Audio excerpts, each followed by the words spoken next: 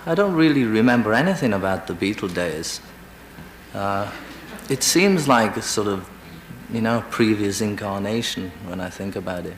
George Harrison was known to the world as the quiet Beatle, gentle, spiritual, and always searching for peace. To millions of fans, he seemed like the soul of the band, the member least likely to hold grudges. But this image only told half the story. Behind his calm exterior, George carried deep pain that never fully healed. The person who hurt him most wasn't an enemy from outside the band. It was one of his own bandmates. The early days of admiration. When George Harrison first met Paul McCartney, he looked up to him with complete admiration. Paul was confident, charismatic, and musically advanced in ways that impressed the teenage George. They would sit together on Liverpool buses, passing guitars back and forth, practicing chords and dreaming of escaping poverty through music. For George, Paul's approval meant everything. A nod of encouragement from Paul carried more weight than any applause from strangers. In those early moments, George believed he had found not just a musical partner, but someone who truly valued him as an equal. However, this admiration slowly began to turn sour. As the Beatles rose from playing in local clubs to performing on international stages, Paul and John became the songwriting giants of the group. They were the faces of Beatlemania, the voices featured in magazine interviews, and the stars who commanded attention wherever they went. George, meanwhile, became known simply as the Quiet One. To the outside world, this label seemed harmless, even charming. But for George, it felt like a prison. He wasn't quiet because he had nothing to say. He was quiet because every time he tried to speak up, he was drowned out by louder personalities and sharper tongues. The endless focus on the Lennon-McCartney partnership left little room for anyone else to shine. The growing frustration. By the mid-1960s, George had melodies burning inside him and songs that carried the same brilliance as anything Paul or John were writing. Yet when he offered these compositions to the band, the reception was cold and dismissive. Paul often treated George's songs as side projects or afterthoughts to be squeezed in between his own grand musical visions. John could be even crueler, brushing aside George's work with casual dismissals that cut deep. Even when George presented something truly powerful, like While My Guitar Gently Weeps, it was met with indifference from his bandmates. It wasn't until he brought in Eric Clapton to play guitar on the track that the others were forced to acknowledge what they had been trying to ignore. For George, this wasn't just professional rejection. It was personal humiliation. The imbalance in the band became unbearable. Album after album, George was allowed only 2 or 3 songs, while Lennon and McCartney filled the records with their latest musical experiments. It wasn't just about the numbers, it was about the attitude. Paul, with his perfectionist drive, would spend hours polishing his own tracks to perfection. But when it came time to work on George's songs, the effort felt half-hearted and rushed. George later recalled this period with deep bitterness. He remembered how Paul would always be helpful after finishing his own 10 songs. But when it came time for one of George's compositions, Paul's assistants felt reluctant and selfish. This selfishness turned every studio session into a battlefield where George felt like an unwanted soldier fighting for recognition. The personal betrayal. The tragedy went deeper than just professional disagreements. George and Paul had once bonded like brothers in their early days. But as Paul seized more control over the band's direction, George felt pushed further into the background. Paul's dominance, which had once seemed impressive and inspiring, now felt suffocating and controlling. Paul constant instructions, his insistence on playing not just bass, but also guitar parts, and his habit of dictating musical arrangements left George with little room to breathe creatively. In a 1974 interview, George spoke bluntly about his feelings. "I would join a band with John any day, but I could not join a band with Paul McCartney. He's a fine bass player, but he's a bit overpowering at times." Behind this carefully chosen phrase lay years of pent-up frustration and wounds that had never fully healed. The breaking point. By January 1969, the fracture between George and his bandmates erupted into open conflict. During the infamous Let It Be rehearsals at Twickenham Studios, with cameras rolling, the suffocating atmosphere in the band became visible to everyone. Paul lectured, John withdrew emotionally, and George sat in silence until he could bear it no longer. His words, delivered calmly but with ice-cold precision, shattered the room. "I think I'll be leaving the band now. Get a replacement." With that simple statement, he walked out. For 12 days, the Beatles, the greatest band in history, stood on the edge of complete collapse. The world never knew how close they came to ending, not because of drugs or money problems, but because George Harrison could no longer endure the constant dismissal from the men he had once idolized. When George finally returned to the band, it wasn't a true reconciliation. It was more like surrender. The band moved from Twickenham to Apple Studios. Paul's plan for a live concert was abandoned, and George agreed to continue. But in his heart, something fundamental had broken. The friendship he once felt with Paul was gone. The admiration had transformed into bitterness. What had once felt like a brotherhood now felt like servitude.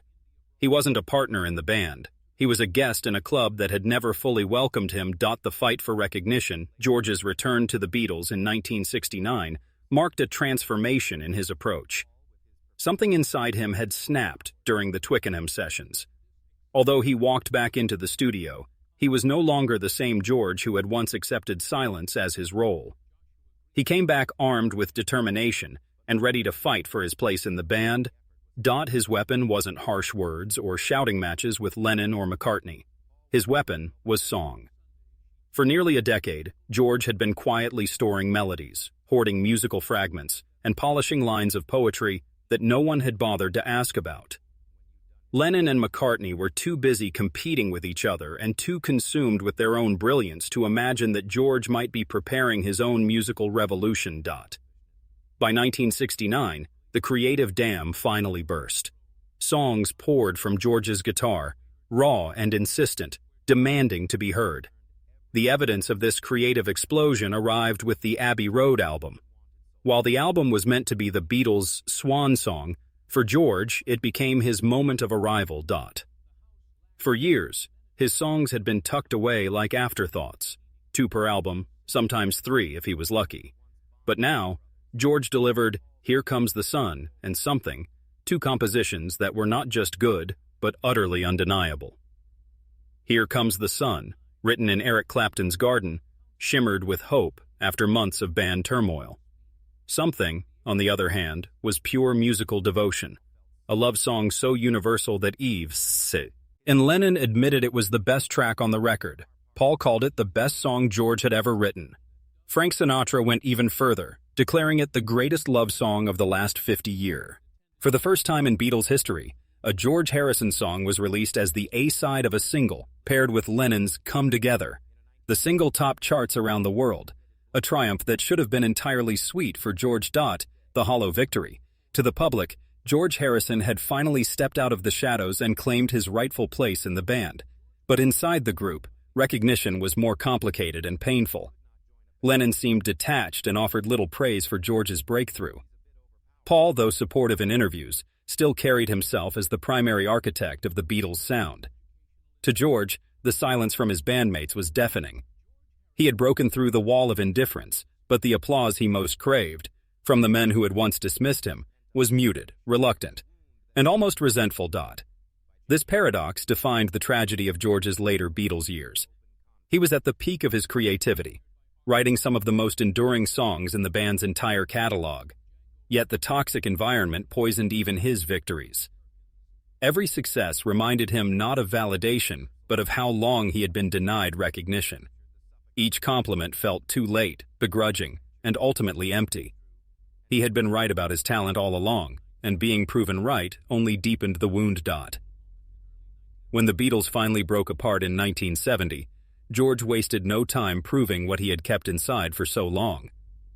While Lennon and McCartney launched their solo projects, George created a musical explosion that stunned the world. All Things Must Pass was not just an album. It was a triple album, a torrent of songs that Lennon and Paul had ignored, brushed aside, or simply failed to understand. Suddenly, the Quiet Beatle unleashed a body of work so overwhelming in its scope and quality that it left critics and fans amazed. My Sweet Lord, the lead single, became the first solo Beatles song to hit #1 in the United States. The record sold millions of copies, towering over Lennon's Plastic Ono Band and McCartney's self-titled debut. For George, it was vindication on a massive scale. Every note of All Things Must Pass was a declaration of independence, a cry of revenge against years of being told he wasn't good enough. Listeners marveled at the sheer scale and ambition of the work. Critics called it the album that Lennon and McCartney never saw coming. But for George, success was bittersweet. He knew he could only create this masterpiece because the cage of the Beatles had finally been shattered. The very band that should have nurtured his genius had instead forced him to bury it until he could no longer stay silent. Too little, too late. Paul McCartney himself eventually admitted that they had seriously underestimated George's abilities. In a 2020 interview, Paul reflected honestly, "It was easy to underestimate George because me and John had always written most of the stuff and had most of the singles. George was a late bloomer as far as writing was concerned, but boy did he bloom. He wrote some of the greatest songs ever." That confession, while honest and heartfelt, came decades too late. To George, it was proof of what he had felt all along. His best work had been overlooked and his talent dismissed until the world forced Paul to acknowledge it. Even at the height of his solo success, George could not escape the scars of the past. In interviews throughout the 1970s, his resentment surfaced like an old wound that kept reopening. In 1974, he spoke with brutal honesty. "I would rather have Willie Weeks on bass than Paul McCartney." This wasn't just a critique of Paul's musical style. It was a rejection of the years he had felt overpowered, smothered, and undermined. He admitted he could never imagine join-ins, GA band with Paul again. The bitterness was clear and unforgiving. The empty success. The tragedy lay in the ultimate emptiness of victory. George had proven himself beyond any doubt. He had achieved #1 singles, critical acclaim, and Grammy recognition. He had organized the concert for Bangladesh in 1971, one of the first major benefit concerts in rock history, raising millions for humanitarian aid. He had become more than just a Beatle. He was a cultural force in his own right. And yet, in quiet moments, George admitted a painful truth. Success did not heal the pain of being dismissed for so long. He once remarked, half in jest, that even if he wrote the greatest song in history, it would still be treated as just George's song compared to anything by John or Paul.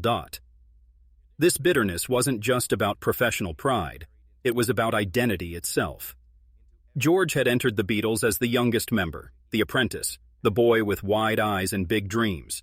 He had hoped the band would grow with him and allow him space to evolve into something more. Instead, the walls had closed in around him.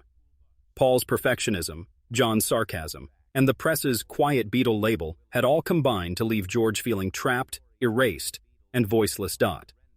His later triumphs were acts of rebellion, born not from joy, but from defiance. He had to prove himself not because he wanted to, but because he had no other choice. Even in his autobiography, I, Me, Mine, published in 1980, George's silence about Lennon and his guarded references to Paul spoke louder than any angry words. To fans, these omissions were shocking. To George, they were deliberate. He had erased the men who had once overshadowed him. It was his final act of resistance. If they had ignored him in life, he would ignore them in memory. The unhealed wounds.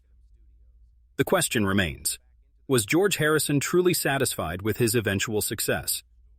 On paper, he had everything: chart topper, hits, solo acclaim, respect from critics and fellow musicians.